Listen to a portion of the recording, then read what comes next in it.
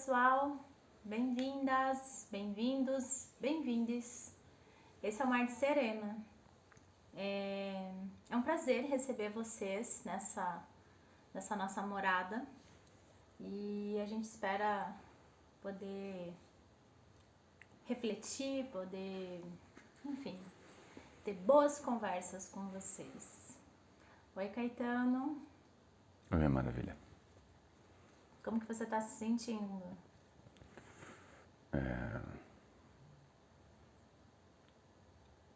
Eu sinto que aqui é o lugar certo. Eu também. Que bom que a gente está aqui. E que bom que a gente tem vocês com a gente nessa jornada. Kai, você hoje vai contar uma história, é isso? Isso, perfeito. Hoje eu vou contar a história de como a minha própria história chega na da Serena. E como isso me impacta e como isso nos entrelaça e nos coloca a partir daqui para pensar que história a gente vai continuar vivendo. E é aqui que as coisas ficam interessantes, quando a gente poder olhar essas várias histórias, a minha, da Serena, a desse mundo que é aqui de fora, que nos trata de algumas formas, e tentar identificar se há em nós a coragem de viver a nossa própria história. Eu vou chegar lá. Como dito em outro processo, em outro lugar, em outro momento aqui, a Serena é um ser diferente que é impactada e impacta o nosso mundo exterior, que em geral vive uma história dos seres escolhidos, dos seres normais, saudáveis, rápidos, poderosos, ambiciosos, que querem dominar o mundo exterior, que querem dominar tudo que tem vida própria, tudo que tem natureza, tudo que é diferente. Essa história briga com a Serena, mas essa história briga com todos nós, porque ela é muito exagerada. E eu vou contar como é que ela brigou comigo, e como é que ela briga comigo, como é que ela atinge eu, e como é que eu e Serena nos entrelaçamos neste ponto aqui de conflito com a história desses seres iluminados que estão aqui para guiar, entre aspas, a humanidade. Porque eles sabem o que é liberdade, sabem quais são os valores certos, sabem o que as pessoas não podem ser. E nós estamos, evidentemente, aqui sendo absolutamente irônicos. A gente reenfatiza. Nós estamos em guerra aqui. E a gente precisa aos poucos mostrar como é que essa guerra vem sendo vivida pelos diferentes. É uma guerra milenar. E como nós vamos entrar nessa guerra aí. Então vamos lá. Há uns 40 anos, mais ou menos, em Curitiba, nasce um Caetano. Esse Caetano, junto com a família, bebê, anda pelo norte do Brasil, Bahia, Acre, Amazonas. A geógrafa vai interromper. Nordeste e Norte. Perfeito. E nesse Nordeste Norte, eu tenho até mais ou menos meus 8 anos a minha base de valores. E é uma base de valores que me parecia muito humana. Acho que é assim que eu posso colocar.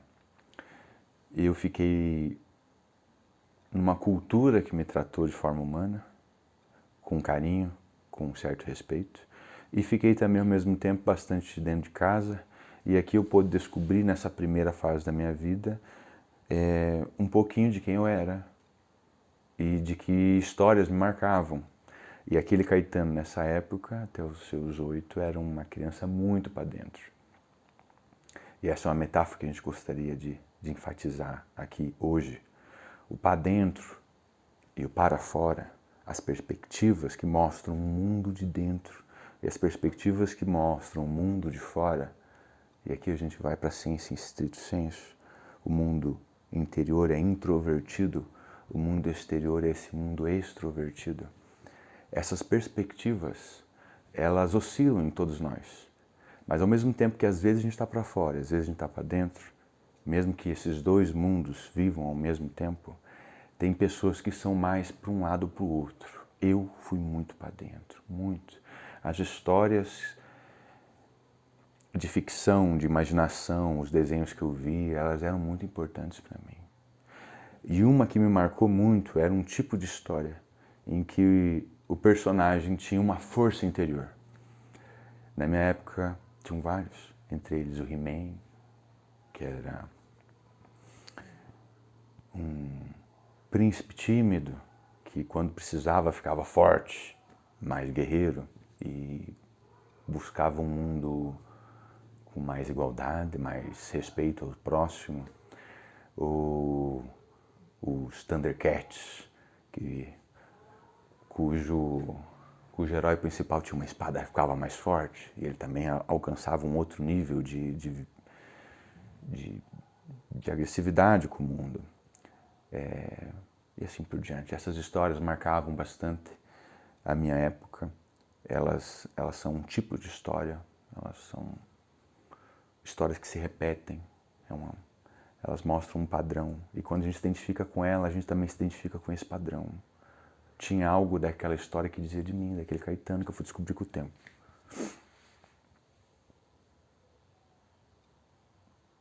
Essa é a primeira faceta dessa minha história. Eu venho para Curitiba, minha família se muda, e quando eu chego aqui, eu descubro uma outra história com a qual eu me identifico, que é Cristo. Eu venho para uma escola que é mariana, e nessa escola mariana, que gosta muito de Maria e que honra ela, eu aprendi sobre Cristo e adorei Ele. Coisa fantástica. Só que eu ficava muito confuso, porque as histórias que eu via lá até os meus 8 anos dos desenhos, elas eram um pouco diferentes do que eu encontrava aqui em Curitiba.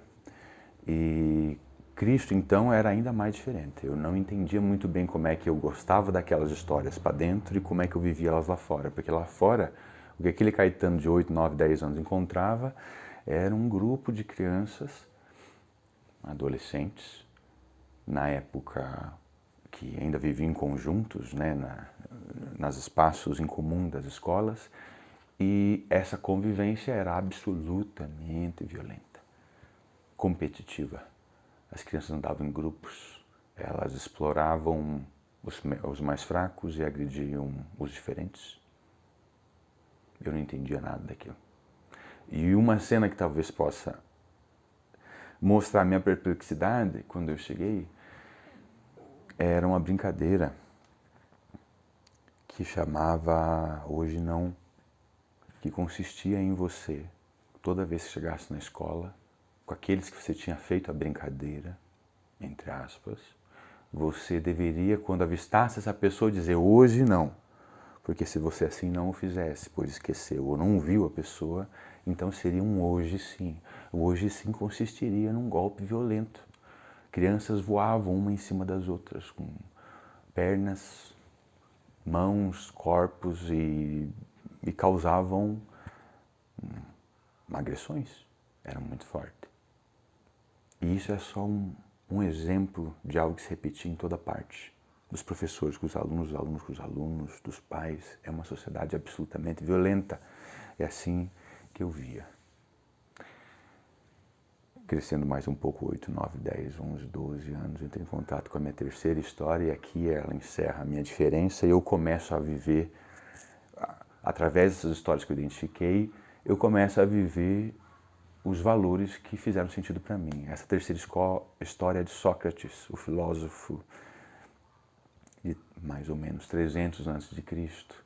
E esse filósofo ele vem até o mundo grego e ele oferece um conhecimento que ele vem buscar através da razão e através da sua dedicação aos deuses, mais precisamente através de Apolo. Ele vem e diz: o que eu sei é que eu não sei. Como essa frase pega naquele Caetano é de um específico jeito. Ela pega assim: eu não sei se sei ou não sei. Pode ser que saiba, pode ser que eu não saiba, eu não sei. Na dúvida, então, eu peguei essas 3 histórias e vivi algumas facetas delas. Uma pessoa que tinha uma grande força contida e que de vez em quando essa força ia vazar. Uma pessoa que tinha um espírito cristão de ajudar o próximo, uma espécie de sacrifício. Se pôr em sacrifício, se pôr num lugar do outro, oferecer, dividir a angústia. E finalmente, na dúvida socrática, eu me pus numa versão mais negativa, talvez eu não saiba. Foi essa a minha primeira vivência. E espremendo todo esse Caetano em algum momento de estranheza, eu tenho que me adaptar ao mundo de fora, enquanto o que eu gostava mesmo era... O que eu gostava mesmo era ficar com os desenhos, com as histórias que eu contava nos jogos que eu jogava, nos RPGs, nos videogames, nas conversas que eu tinha com as pessoas, e através dessas conversas eu podia descobrir quem elas eram. O mundo de fora, o que elas mostravam para fora, não me significava nada. Eu quero saber o que elas tinham para dentro, eu queria conversar com as pessoas. E ao mesmo tempo eu tinha um mundo de fora cheio de regras me pedindo uma adaptação, que eu estudasse, que eu me formasse, que eu ocupasse um papel nele. Essa foi uma fase absolutamente angustiante, até que eu pudesse encontrar dentro do mundo acadêmico um lugar que faria sentido para mim, que era a psicologia. E aqui eu encontro um tesouro. Na psicologia eu encontro um respiro. A psicologia tem dúvida, a psicologia dá margem para o diferente, para o dejeto epistemológico, como diz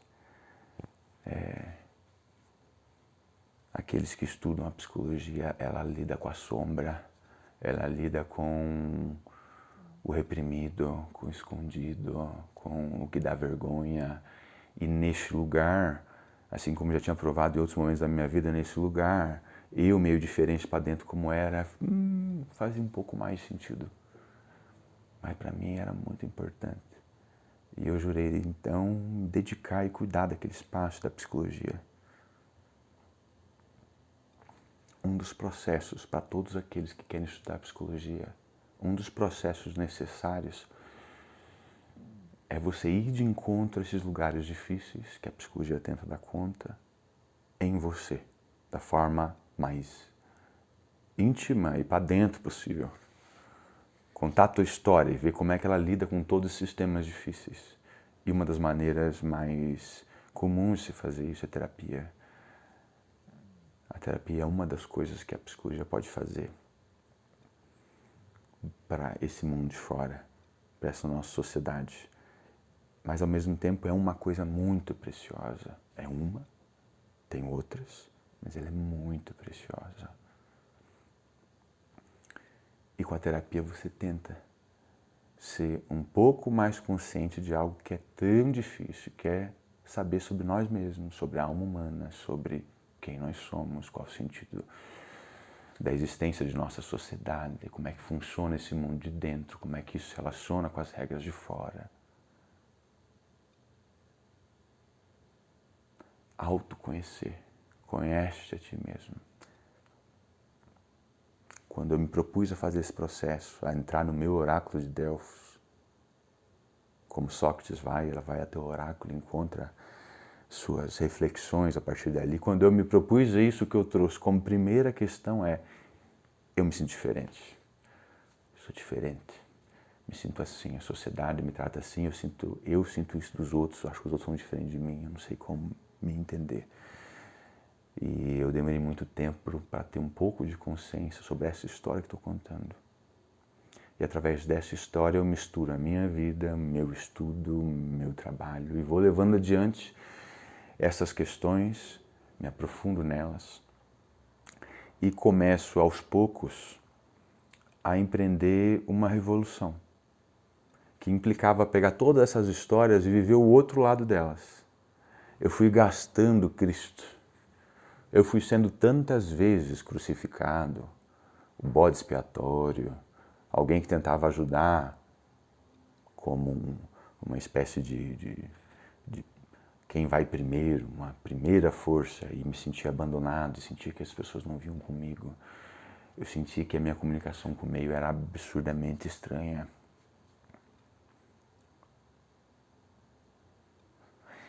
E em algum momento eu pus em xeque justamente algumas premissas minhas que me levavam a seguir esse mundo de muito amor ao próximo que Cristo me trouxe. E um ponto que é muito difícil de lidar e que ele ajuda a gente a fazer a virada é: Cristo tinha me ensinado a amar os outros como a mim mesmo.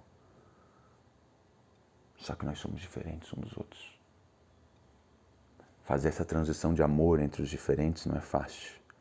Se a gente não faz com muito respeito, a gente acaba fazendo ao outro aquilo que é nosso. E isso soa mais como uma agressão do que amor. Tentando me entender como diferente, eu precisava viver outra forma de Cristo. E para isso eu precisei ir para frente. E o para frente de Cristo é em direção ao Apocalipse e à segunda vinda dele. É assim, pelo menos, a história vencedora, majoritária que está em todo o Ocidente. Um Cristo que, em geral, há de vir novamente. Um Salvador que há de vir. A mitologia vencedora diz isso. Há alguma coisa que precisa vir para a história continuar. E eu fui em busca disso para tentar viver uma outra faceta desse mito. Eu também comecei aos poucos a empreender uma mudança daquela força que existia dentro de mim e que vinha só como o super-herói em alguns momentos, como eu falava, ela era guardada. E que isso acontecesse se eu soltasse ela? Quando eu comecei a soltar essa força, comecei a descobrir que ela tinha a ver com o meu coração, com o meu sentimento. Cristo me levou até o Apocalipse. Essa força interior que vinha me resgatar me levou até o meu coração. E, finalmente, a premissa de Sócrates, de que eu posso estar errado, me levou a outra parte da premissa. Talvez eu tenha algo a dizer. Talvez eu possa existir. Talvez eu tenha algo válido. A mudança dessas três premissas mudou tudo. E quando isso foi acontecendo, e na mudança que tudo isso foi acontecendo, isso foi tudo muito rápido, de uns 5 anos para cá, eu vi o meu mundo dar uma volta de valores e de pontos de vista. E como eu me relacionava com o mundo de fora também mudou, porque minhas premissas mudaram. E eu gostaria de dividir tudo isso com vocês, porque foi tudo isso que me trouxe até a Viviane e a Serena. E tudo isso não tem preço. E em todo esse processo a gente foi guiado por forças que eu não sei explicar. Coincidências, sincronicidades, e só me cabe, como uma força muito pequena perante essas maiores, me curvar.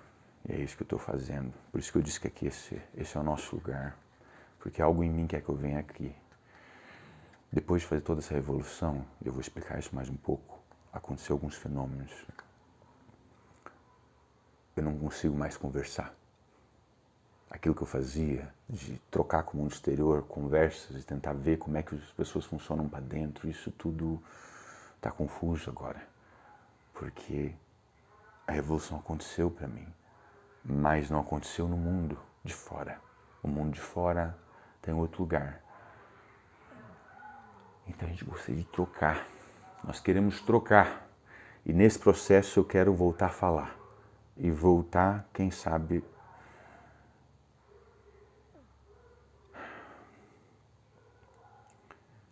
a haver sentido nesse mundo de fora. Vamos lá. Quando meu mundo me revolucionou-se, foi para o outro lado. Eu abri o olho e vi Vivi. E quando eu vi a Vivi, eu vivi. Eu olhei para ela e disse, eu te conheço. Ela falou, eu te conheço. Esse tipo de encontro é estranhíssimo, é poderoso e irrefreável. E algum pouco período depois, a gente já estava entrelaçado. Era um reencontro.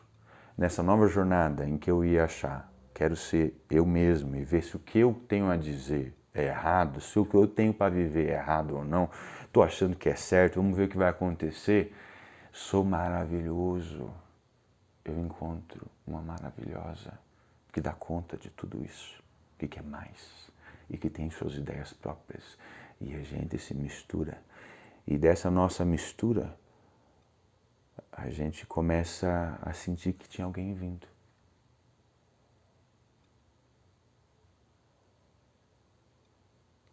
Alguém que eu já escutava há muito tempo. Há uns 20 anos atrás, quando eu comecei meu processo de reflexão sobre eu ser diferente, eu comecei a encontrar um monte de vozes, de orientações, de figuras no meu mundo de dentro. E uma das coisas que eu escutava há 20 anos atrás era Serena. Serena, eu não sabia o que era. Eu não sabia o que era Serena. Tentei ir atrás dela, até que quando o encontro vive, em algum momento a gente está grávidos. Estamos procurando grávidos de quem? Temos várias opções. E a Vivi diz, é a Serena mesmo que está vindo.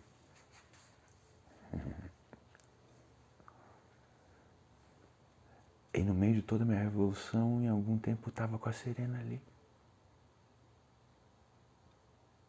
Uma gravidez linda, crescendo, feliz. Há 1 ano e 3 meses atrás a gente estava passando por esse processo. E Serena nascendo. Quando Serena nasce é uma alegria. Serena quase não chora. Ela é poderosa. Ela é segura. Ela fica com a gente muito feliz. E a gente, nesse reencontro de nós três, a gente vai encarar esse mundo, que não estava fácil. Vamos lá. Minha linda, pandemia. 1 ano e 3 meses atrás, a pandemia estava muito forte. Uma crise política enorme no Brasil. Uma insegurança de futuro, de saúde, de vida, de financeira. Todo o Brasil passando por isso, todo o mundo passando por isso. De certa forma, o mundo em crise, o meio ambiente pressionado. Parece uma cena meio apocalíptica, né?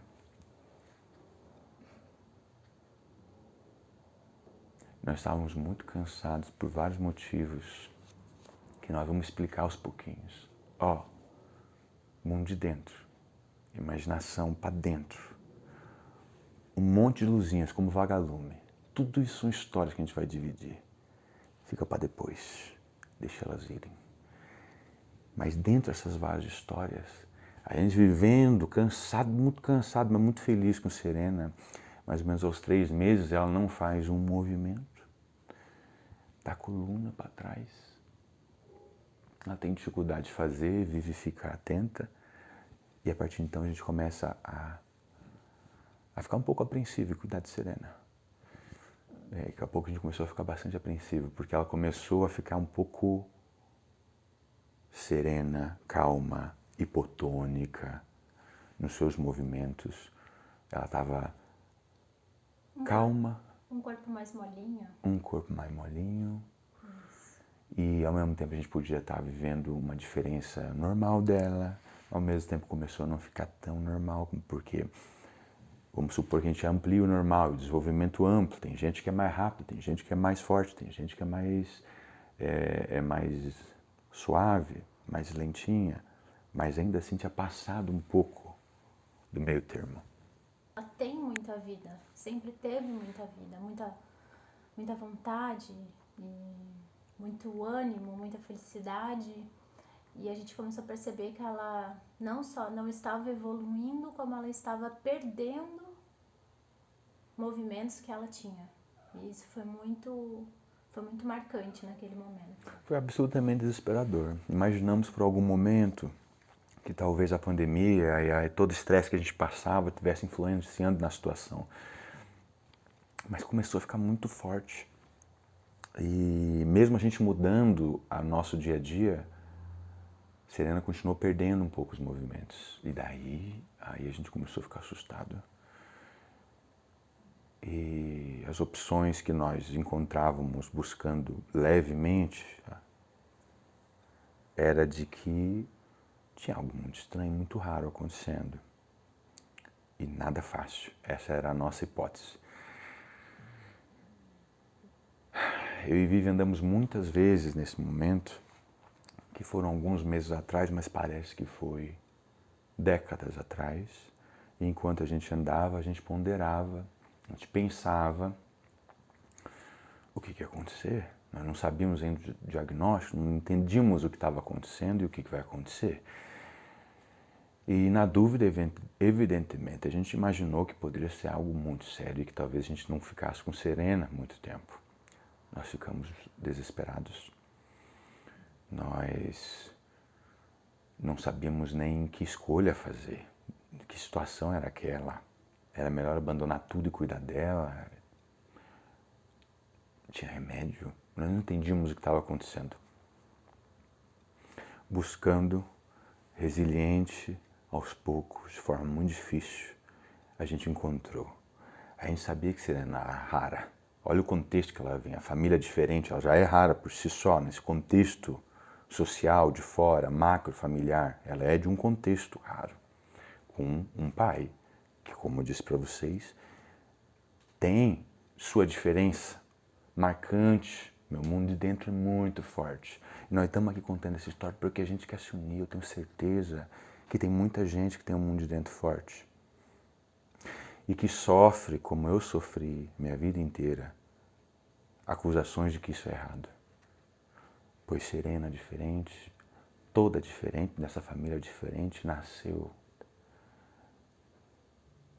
com atrofia muscular espinhal. Uma variação genética que faz com que ela não produza, no final das contas, aquilo que ela precisa para manter os neurônios de movimento dela, os motores, vivos. Então, Serena, numa metáfora, é como se ela tivesse uma bateria e essa bateria fosse se consumindo. Ela ia se consumir, ia degradar continuamente até se extinguir. Serena tem uma variação forte da AME, do tipo 1. Isso quer dizer que isso ia ser muito rápido nos primeiros anos de vida.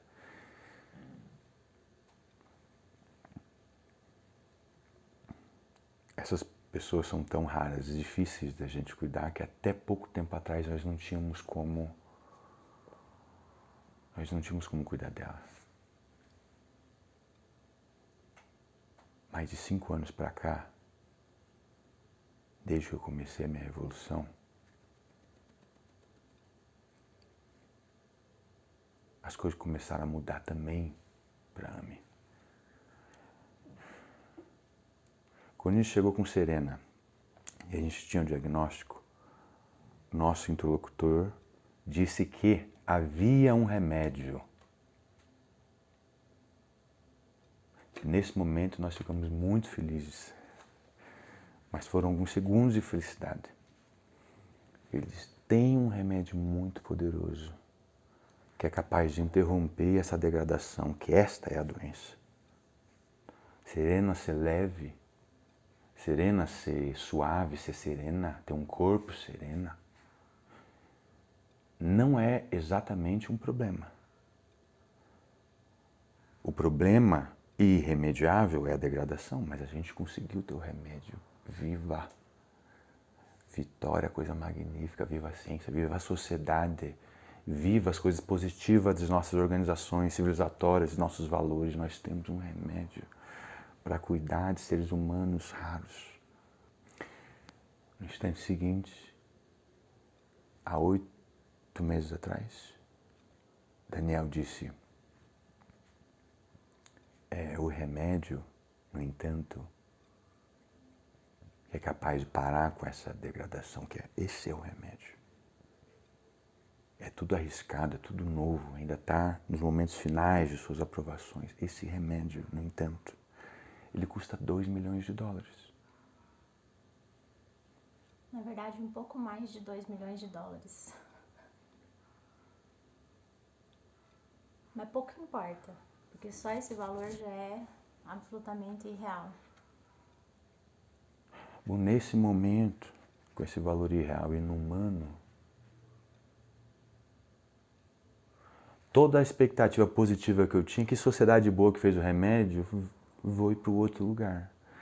E aquela força que eu tinha, que eu disse que de vez em quando vinha me resgatar, ela finalmente desabrochou. Aquele meu coração estava palpitando forte, naquele momento ele fez buf, e uma flor enorme, assim, uma libélula roxa, assim, ó, pá, abriu, e ela cuspiu um vitríolo verde, meio vermelho às vezes, depende como bate a luz. Nessa minha imaginação, esse vitríolo é o astro que tudo corrói, que tudo bota fogo, que tudo transforma. Eu descobri qual era aquela força que me vinha naqueles super-heróis. É interessante, era a raiva. Naquele momento eu senti uma raiva, e até hoje ela palpita aqui, porque os valores não estão ajustados, não está certo. Não existe qualquer hipótese que faça com que todas as crianças do mundo, desse momento que tem um AME, não tenham acesso a esse remédio. Esse é o certo. O porquê nós não atingimos esse certo é o que dá a nós a raiva. Tem uma coisa errada, nós temos que mudar. A ciência serve à sociedade, a civilização serve ao todo. Todas as constituições modernas falam sobre um mundo de igualdade, equitativo. Todas que fazem parte dessa suposta civilização de direitos humanos universais mínimos, mas a prática não é esta.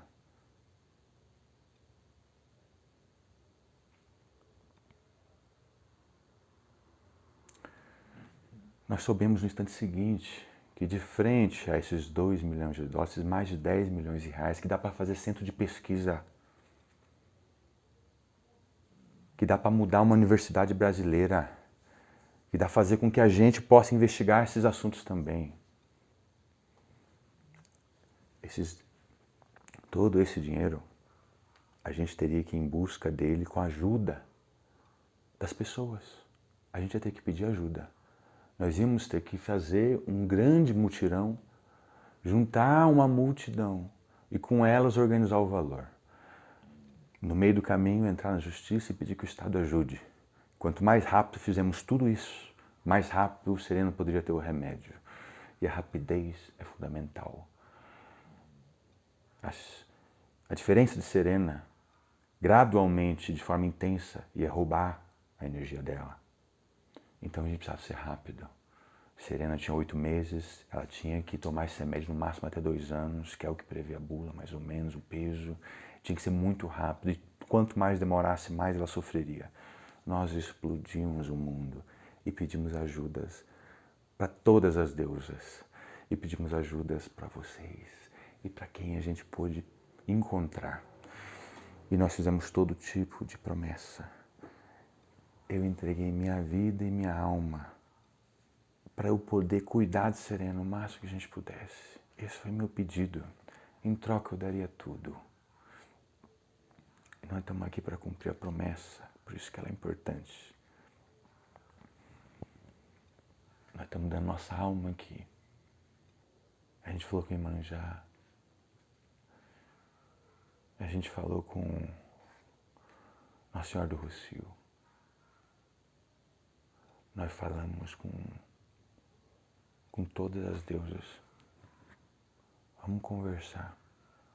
Vamos ir para frente. Vamos ver o que a gente pode fazer. Eu não sabia nem o que pedir.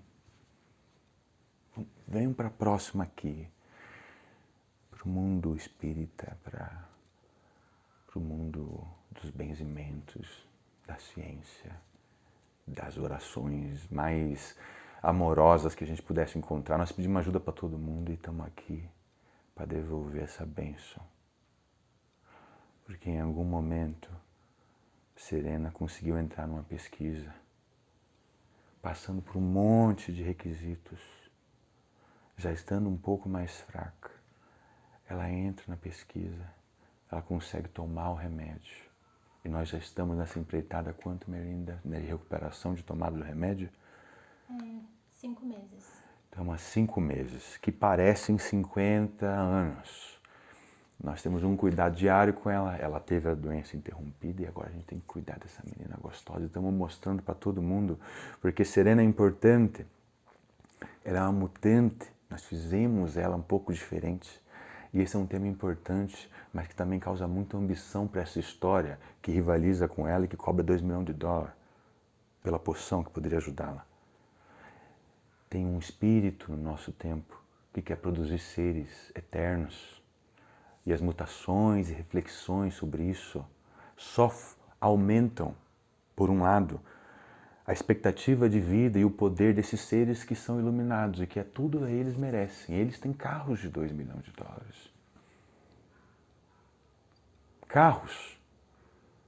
Isso era a vida de Serena. O mundo é desigual demais, ele é estranho demais. Que história é essa que a gente está vivendo? Cristã não é. Vamos ser sinceros, Cristo perdeu. Os mandamentos de amor dele perderam para essa outra história que de algum jeito não tem amor por Serena e cobrou o impossível pela vida dela.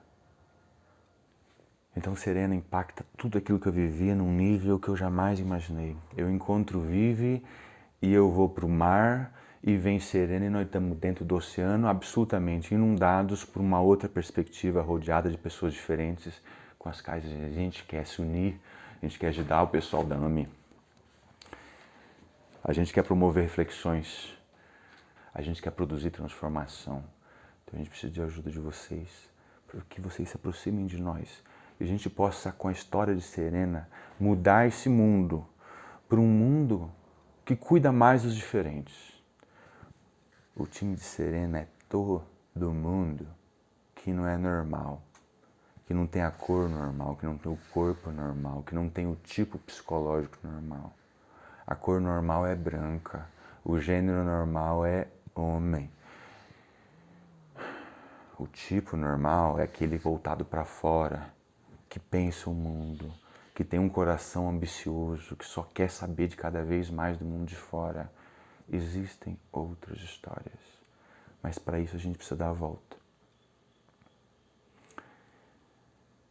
Então, quando eu me torno esse ser que tem raiva, esse Cristo que é em direção ao Apocalipse, ao seu próximo passo, e quando eu me transformo em alguém que pensa que talvez saiba de algo, talvez tenha algo a dar para o mundo, Serena vem, nos transforma e cobra de nós coragem. Então a gente vem aqui pedir ajuda, pedir a alma de vocês para que junto com a gente, com a nossa alma, a gente pode contar a história dos diferentes e com essa história entrar numa guerra e promover a transformação que o mundo precisa, que é uma transformação para dentro. O Apocalipse é para dentro. E se a gente não entender isso, a gente vai viver ele para fora e continuar fazendo coisas como essa, botando a vida de bebês como um talvez.